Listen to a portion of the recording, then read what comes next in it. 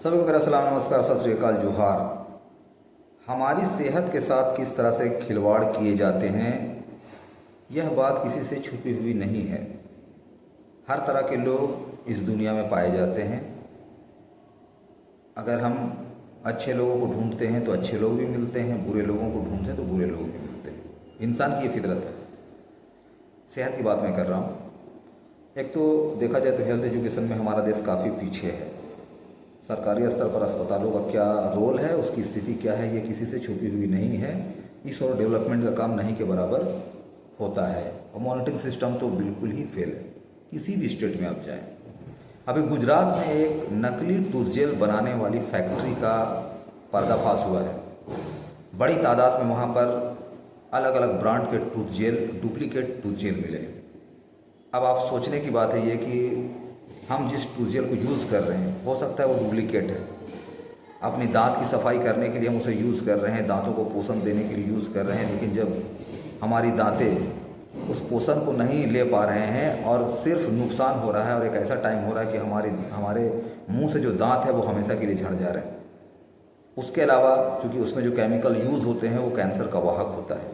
लगभग मार्केट में जितने भी पेस्ट हैं, आमतौर पर लोग नहीं जानते हैं, उसमें wall putty, chalk powder, bone powder, nicotine और फ्लोराइड पाए जाते हैं।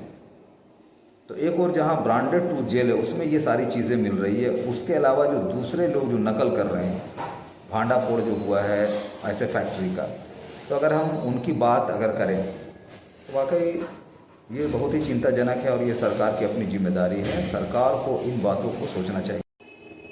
और ऐसा नहीं कि केवल डुप्लीकेट टूथ जेल और ये जो मार्केटेड जो पेस्ट है या कुछ शैम्पू, पाउडर इसमें हो रहे हैं।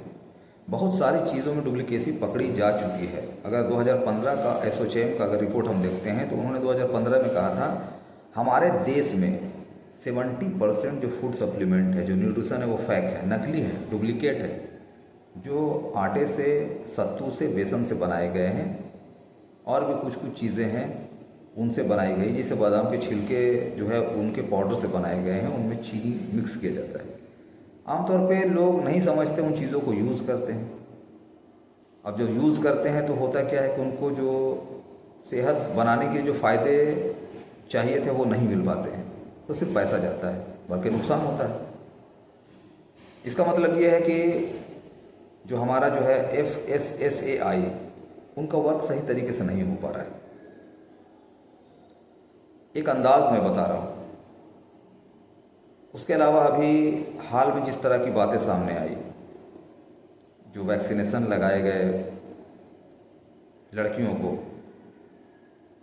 सरकारी स्तर पर होता क्या है कि कोई भी रिसर्च जब होता है वैक्सीन पर तो वो प्रैक्टिकल तौर पे उतारा जाता है, लेकिन उसमें नुकसान होने लगे। उसके अलावा आप अगर कोरोना इफेक्ट के दौर में जाते हैं तो वहाँ पर ये पता चलता है कि लोगों को उस टाइम जो है वो टॉर्चर किया जाता था कि आपको कोरोना से बचने के लिए 2 इंजेक्शन जो है बूस्टर डोज और जो इंजेक्शन है उसे लेने पड़ेंगे, नहीं तो आपको नौकरी करने नहीं दिया जाएगा, और लगभग लोग लेते थे। बाद में फिर बताया गया कि जो वैक्सीन लगाए गए उसके साइड इफ़ेक्ट भी है, और लगातार हार्ट ब्लॉकेज के केसेस, कार्डियक अरेस्ट के केसेस जो है वो लगातार आ ही रहे हैं। तो कहीं ना कहीं इसका भी इफेक्ट है। उसके अलावा भी बहुत सारी चीज़ें सामने नज़र आ रही है। तो सेहत के नाम पर जो बातें की जाती है वो केवल बातें की जाती है। सरकारी स्तर पर जो कार्रवाई होनी चाहिए वो कार्रवाई आमतौर पर नहीं होती है।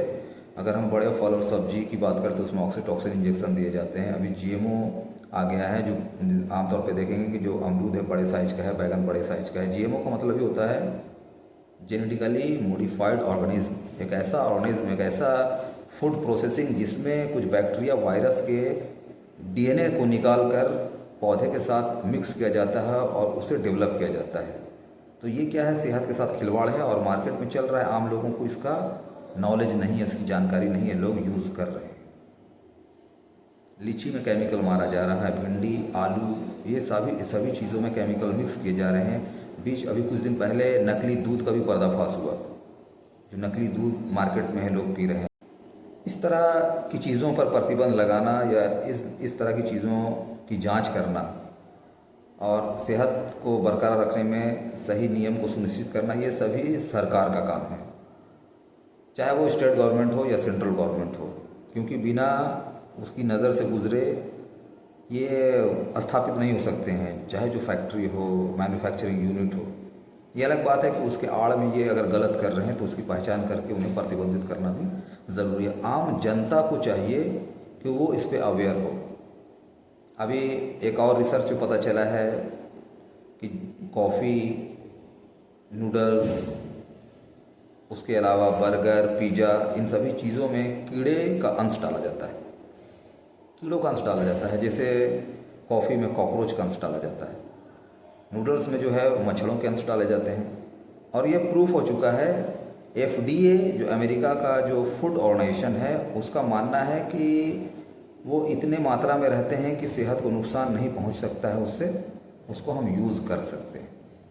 तो कहीं ना कहीं जो इन चीज़ों को लेने के आदी हैं उनको सोचने की ज़रूरत है कि क्या इन चीज़ों को इनटेक करना चाहिए या फिर नहीं करना चाहिए। बहरहाल सेहत से जुड़ी कुछ बातें थी, उसको मैंने पेश किया।